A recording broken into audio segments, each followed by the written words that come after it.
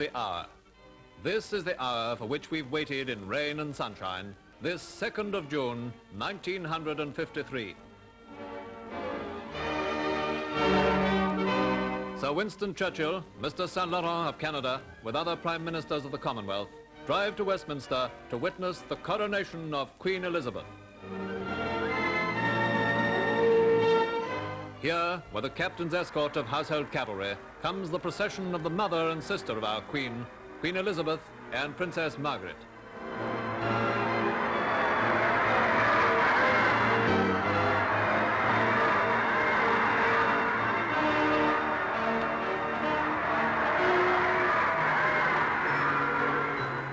And now, from Buckingham Palace, in this supreme moment, the coach of state with a sovereign's escort carrying the Queen to her crowning.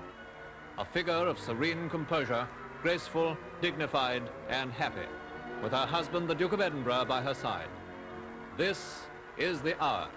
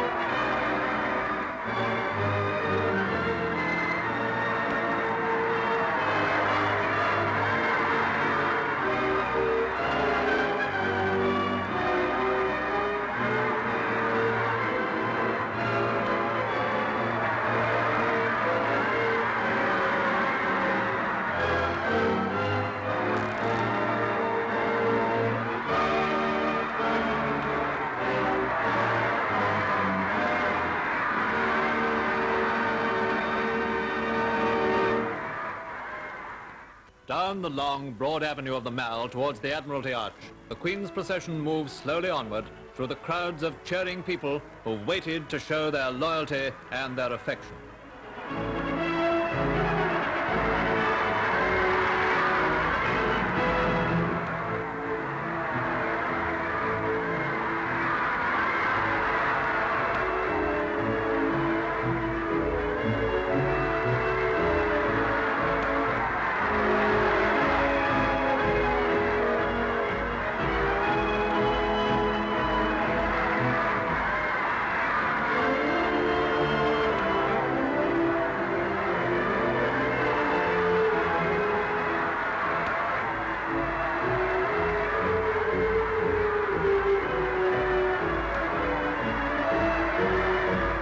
Down Northumberland Avenue towards the embankment, the procession comes past the special place reserved for thousands of schoolchildren, excited, waving and cheering.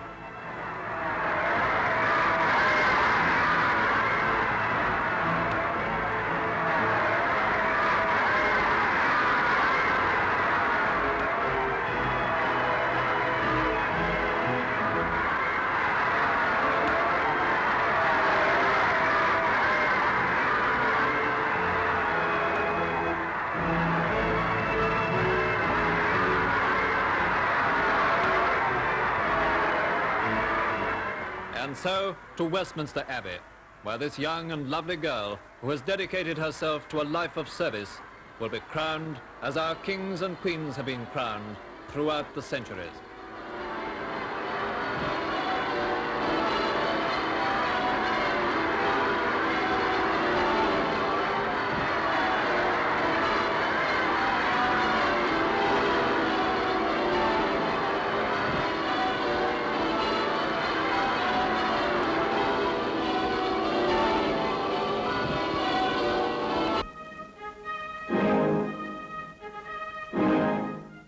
Entering in procession from the west door, the Queen walks towards the chair of her state. Her Majesty is supported by the Bishop of Durham and the Bishop of Bath and Wells in the manner that has been observed since the 12th century.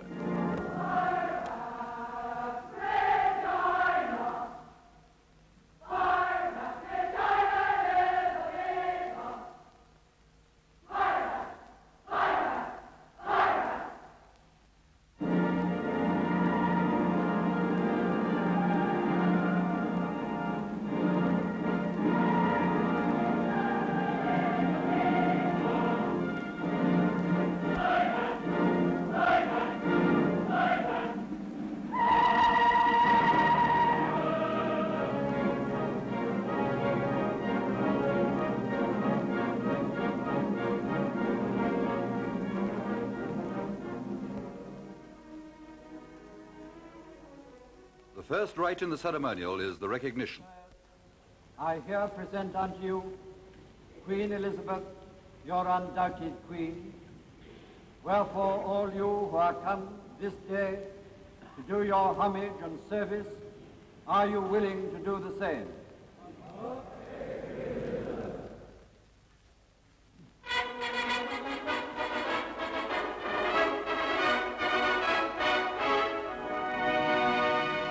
The Archbishop next administers the coronation oath. Will you solemnly promise and swear to govern the peoples of the United Kingdom of Great Britain and Northern Ireland, Canada, Australia, New Zealand, the Union of South Africa, Pakistan, and Ceylon, and of your possessions and the other territories to any of them belonging or pertaining, according to their respective laws and customs? I solemnly promise so to do.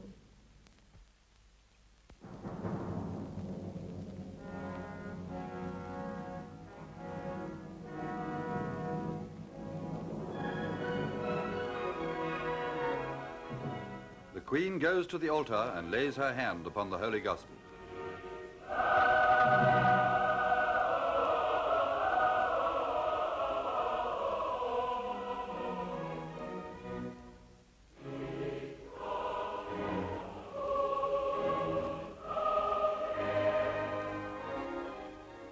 And the oath is signed.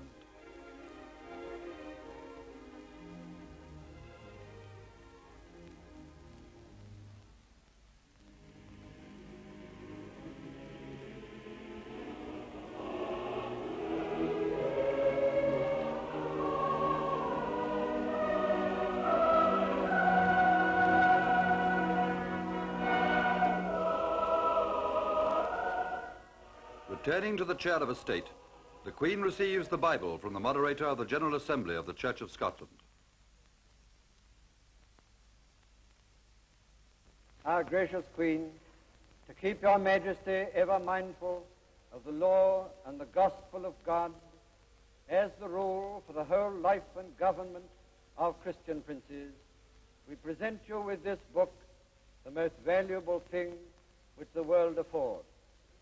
Here is wisdom, this is the royal law, these are the lively oracles of God.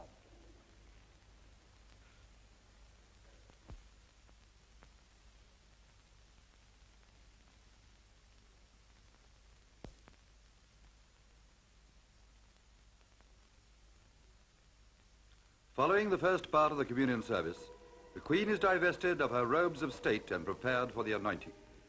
4 Knights of the Garter bring up the canopy of cloth of gold for the anointing.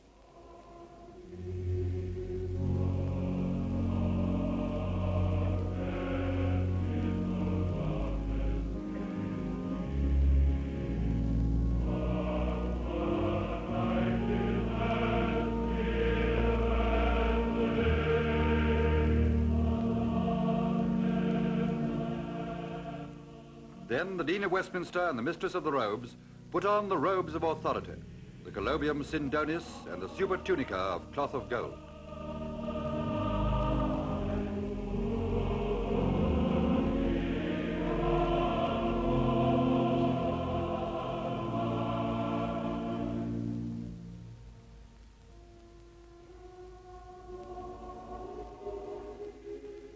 Her Majesty receives the sword, which she offers in the service of God.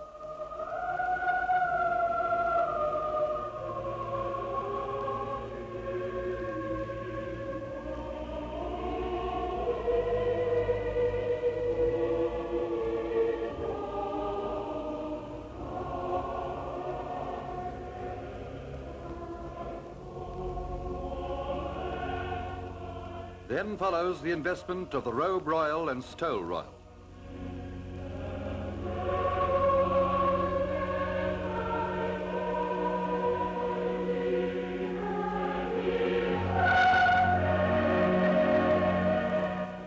The orb is put into the Queen's right hand.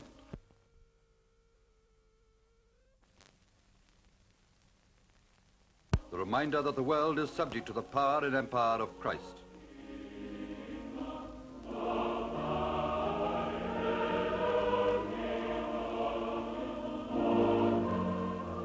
of Westminster takes the orb, and the Archbishop places in the Queen's right hand the sceptre with the cross, the ensign of kingly power.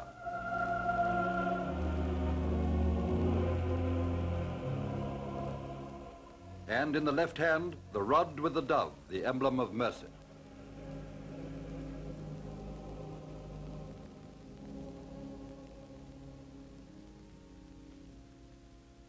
Now the climax of the ceremony. The Dean of Westminster hands to the Archbishop of Canterbury St. Edward's crown.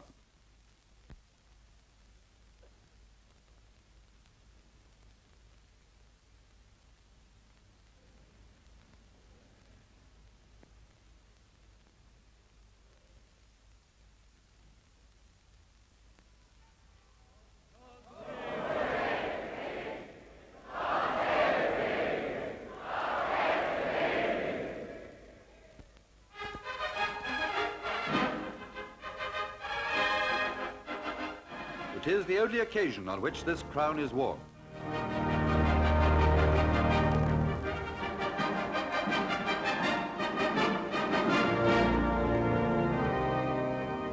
The Queen is conducted from King Edward's chair to the throne.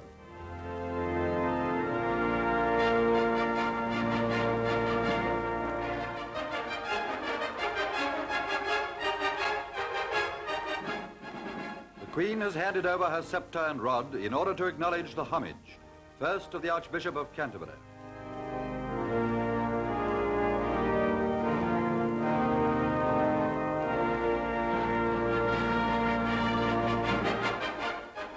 Next, the Duke of Edinburgh, preceding the other royal dukes and the assembled peers.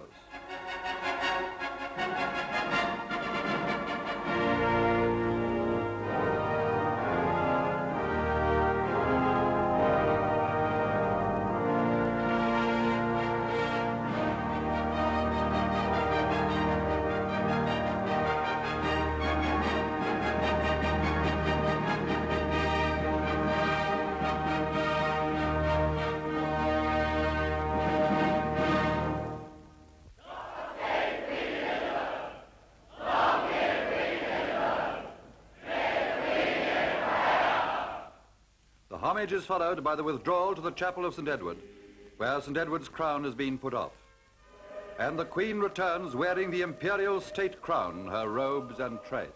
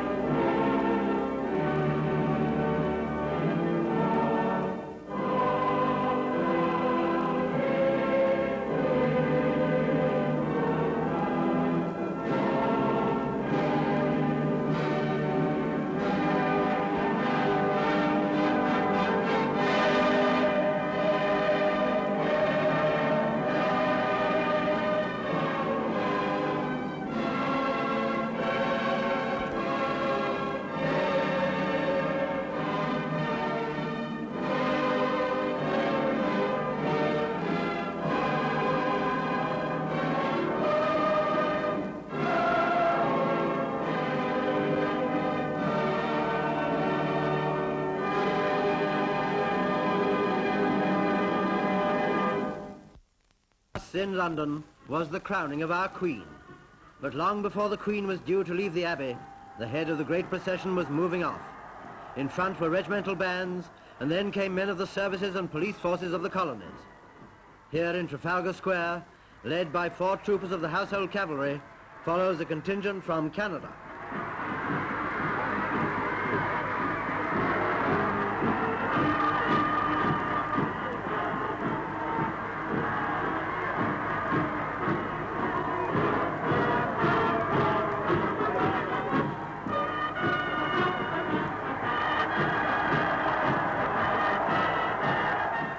In the carriage procession of the Prime Ministers, Sir Winston and Lady Churchill.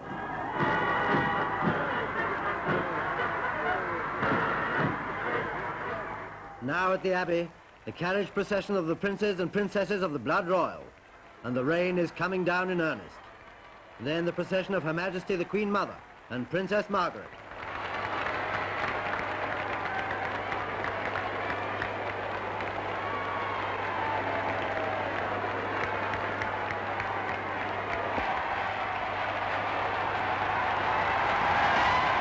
And lastly, Her Majesty the Queen with the Duke of Edinburgh. The long, solemn ceremony inside the Abbey, moving and beautiful though it was, must have been a great ordeal. How splendidly has Her Majesty sustained it. She shows not the slightest trace of fatigue as she faces the long drive back to Buckingham Palace.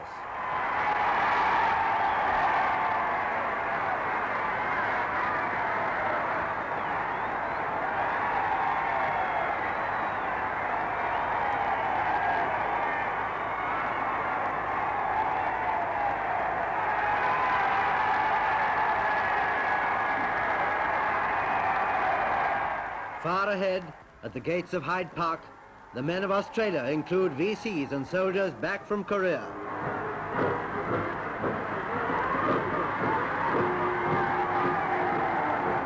Farther ahead still, march the men from many other parts of the Commonwealth, southern Rhodesia, Pakistan, Ceylon.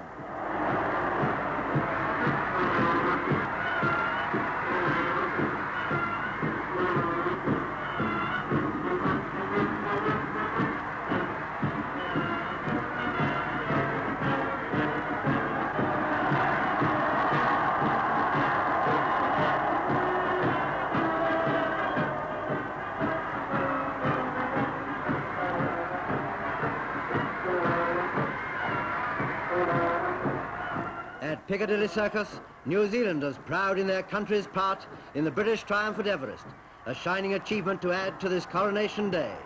And now, Trafalgar Square.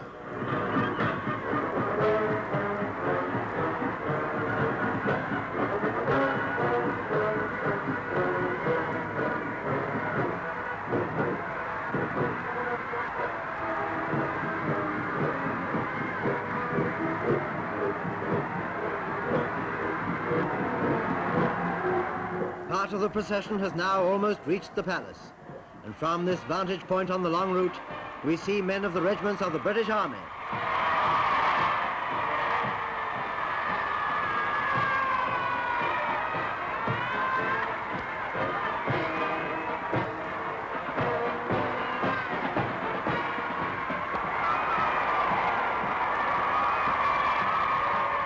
The Queen's coach swings once more towards the Admiralty Arch.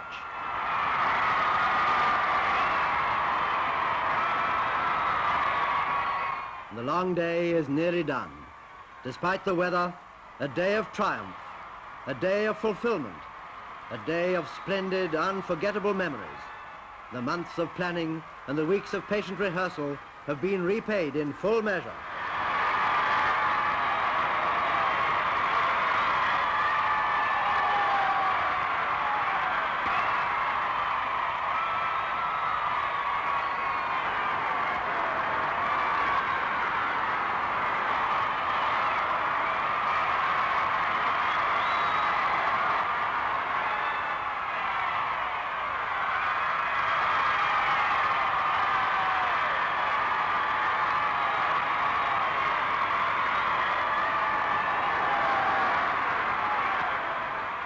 Now, in the great circle before the palace gates, the people wait for their crowned queen.